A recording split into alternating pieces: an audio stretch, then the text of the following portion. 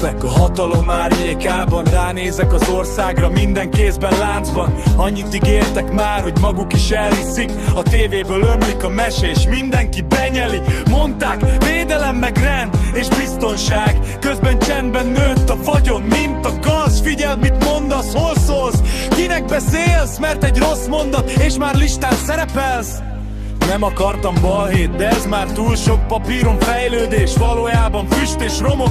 Látom jövőt, ahogy lassan elcsúszik, és minden döntés mögött ugyanaz az arc húzódik. Éljük az életünk nagy részét, a nemzeti együttműködés rendszerében élünk részt. Nézzük, ahogy múlik minden év, és nem értjük miért mindig ugyanaz tér visszaér.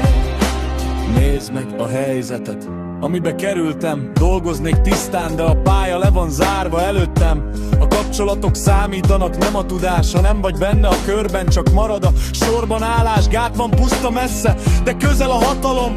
Barátok közt oszlik el minden vagyon. Ő csak egy stróman, ezt suttogják halkan, de közben nő a birodalom nap mint nap vastagon. Pénz és erő kéz a kézben jár, percből év lesz, de semmi nem változik már.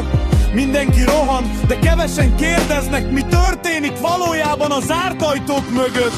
Éljük az életünk nagy részét, a nemzeti együttműködés rendszerében élünk részt. Csak nézzük, ahogy múlik minden év, és nem értjük miért mindig ugyanaz tér vissza mi.